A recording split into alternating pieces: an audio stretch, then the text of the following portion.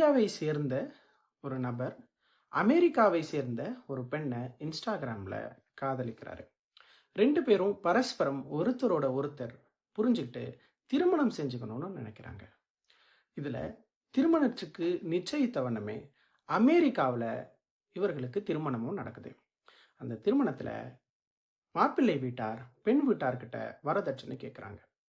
ஆனா அவர்கள் கொடுக்கறதுக்கு மறுக்கிறாங்க. இவர்கள் தொடர்ந்து வரதட்சணைக்காக அவங்கள புஷ் பண்றாங்க. அப்படி இருக்கும் பொழுது அந்த பெண் இந்திய நாட்டினுடைய சட்டத்திட்டம் என்ன சொல்லுது அப்படிங்கிறத பார்க்குறாங்க. இந்தியாவில் வரதட்சணை அப்படிங்கிறது தடை செய்யப்பட்டதுங்க. ஆனால் அந்த நபரோ அந்த பெண் வீட்டார்கிட்ட அது இந்தியாவில் தான் தடை செய்யப்பட்டது, ஆனால் உங்கள் நாட்டில் இல்லையே அப்படிங்கிறத சொல்லியிருக்கிறாரு. அதற்கு அந்த பெண் வீட்டாரும் மறுப்பு தெரிவிச்சிருக்கிறாங்க. இந்த சூழலில் அந்த பெண் இந்த இந்திய குடிமகன் மேலே வழக்கு தொடரணுங்கிறதுக்காக இந்தியாவுக்கும் வராங்க. நாம் குற்றத்திற்கான தண்டனையை 2 முக்கிய கூறுகளை வச்சு பார்க்க முடியும்.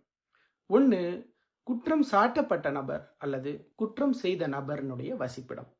2வது, குற்றம் நிகழ்ந்த இடம். இந்த பிரச்சனையில் குற்றம் நிகழ்ந்த இடம் மிக தெளிவாக இந்தியாவில் இல்லைங்க. இந்தியாவுக்கு அப்பால் இருக்கக்கூடிய ஒரு நாடு, அதாவது அமெரிக்கா அப்படிங்கிற ஒரு நாட்டில் நிகழ்ந்திருக்கு. ஆனால் 2வது கூறான குற்றம் செய்த நபர் யாருன்னு பார்த்தா அவர் இந்திய நாட்டினுடைய ஒரு குடிமகனா இருக்கிறாரு. இப்போ நாம அவர் செய்த செயல் குற்றமா இல்லையா அப்படிங்கிறத BNS பாரதிய நியாய சன்ஹிதா 2023 இந்த சட்டம் IPCங்கிற இந்திய தண்டனை சட்டத்திற்கு மாற்றாக கொண்டு வரப்பட்ட ஒரு சட்டம். அந்த சட்டத்துல பிரிவு 1 உட்பிரிவு 4 மிக தெளிவாக எந்த ஒரு நபரும் இந்தியாவிற்குள் for the time being in force அப்படின்னு சொல்றாங்க.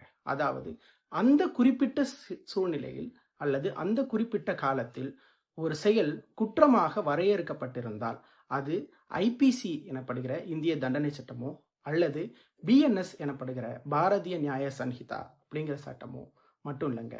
அந்த நேரத்தில் இந்தியாவில் இருக்கக்கூடிய வேறெந்த சட்டத்திலும் கூட அந்த செயல் குற்றமாக வரையறுக்கப்பட்டிருந்தால் அது இந்தியாவிற்கு வெளியில் நிகழ்த்தப்பட்டிருந்தாலும் கூட அந்த குற்றமானது இந்தியாவில் நிகழ்ந்தால் எவ்வாறு தண்டிக்கப்படுமோ அதே போல தண்டிக்கப்பட வேண்டும்னு தெளிவா சொல்லுது. இதனுடைய அடிப்படையில் பார்த்தா டவுரி ப்ராஹிபிஷன் ஆக்ட், அதாவது வரதட்சணை தடுப்பு சட்டம் 1961 படி இந்திய குடிமகனான இவர் அமெரிக்காவில் செய்த குற்றத்திற்காக கூட இந்தியாவில் அந்த குற்றம் நிகழ்த்தப்பட்டிருந்தால் எவ்வாறு தண்டிக்கப்படுவாரோ அதே போல் அவர் மீது வழக்கு பதிவு செய்து தண்டிக்கப்படுவார்.